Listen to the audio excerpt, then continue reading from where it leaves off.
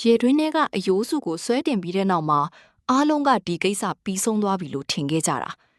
ဒါပေမဲ့အဲ့ဒီနေ့ညနေပိုင်းမှာပဲကိုကျော်သိန်းဟာတတိပြန်လေလာပြီးပထမဆုံးပြောလိုက်တဲ့စကားကလူတိုင်းကိုကြက်တီးထသွားစေတယ်။ "तू မချင်နဲ့သေးဘူး။ तू အယိုးစုတည်းမဟုတ်ဘူး။ तू ရဲ့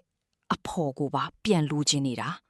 ။ကိုကျော်သိန်းရဲ့မျက်လုံးတွေကหนีမြန်းနေပြီးအတန်ကလည်းသူစိမ့်တယောက်လိုပြောင်းလဲနေတယ်။အဲ့ဒီအချိန်မှာပဲကောင်းကင်ကြီးကရုတ်တရက်မှောင်ကျလာပြီးလီတွေကတဝုန်းဝုန်းတိုက်ခတ်လာတော့တယ်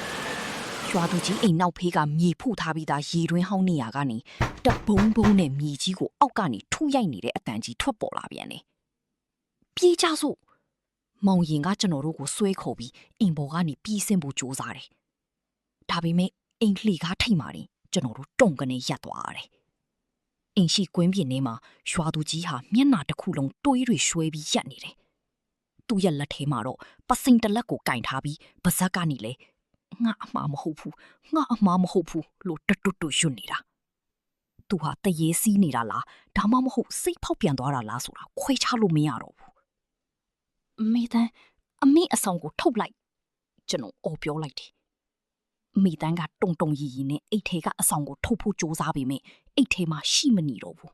။ရီတွင်းတွေကတရေမနဲ့ထိတွေ့ခဲ့တော့ကအဆောင်ဟာလောင်ကျွမ်းပြီးပြဖြစ်သွားခဲ့တာကိုကျွန်တော်တို့မသိခဲ့ကြဘူး။အဆောင်မရှိတော့တဲ့ကျွန်တော်တို့၃ယောက်ဟာအကအကွယ်မေ့သွားပြီ။အဲ့ဒီအချိန်မှာပဲအိမ်နောက်ဖေးမြေကြီးတွေကနေဖြုံဖြောတဲ့လက်ချောင်းတွေတိုးထွက်လာပြီးကိုကျော်သိန်းကိုခြေထောက်ကနေလှမ်းဆွဲလိုက်တယ်။ကိုကျော်သိန်းကအိုဟစ်ပြီးမြေကြီးတွေကိုတဖြည်းဖြည်းနှိမ့်ဝင်သွားတယ်။ကျွန်တော်တို့၃ယောက်သာကိုကျော်သိန်းကိုဝိုင်းဆွဲထားပြီးမြင်အားချင်းကမမျှဘူး။ရုတ်တရက်အမှောင်တွေကနေအဖြူရောင်ဝစ်စုံနဲ့မိန်းမတစ်ယောက်ပေါ်လာတယ်။အဲ့ဒါကိုကျော်သိန်းရဲ့အမိရွာသူကြီးကတော်ပါ။သူမကကျွန်တော်တို့ကိုကြည့်ပြီးဤဆက်ချွာပြုံးလိုက်တယ်။တားတို့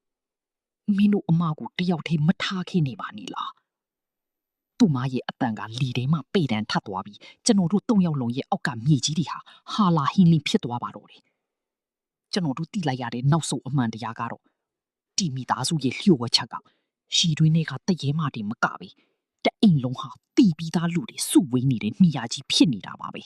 ။ကျွန်တော်တို့၃ယောက်ဟာရှီတွင်းတွေကိုကြောက်မသွားခင်နောက်ဆုံးမြင်လိုက်ရတာကတော့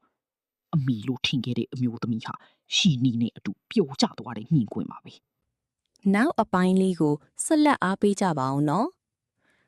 လူကြီးမင်းတို့အပန်းမကြီးရင်ကြိုက်နှစ်သက်ခဲ့ရင်လဲအကောင့်ကို follow like and share လေးလုပ်ပြီးကူညီပေးပါအောင်နော်ကျေးဇူးတင်ပါတယ်ရှင်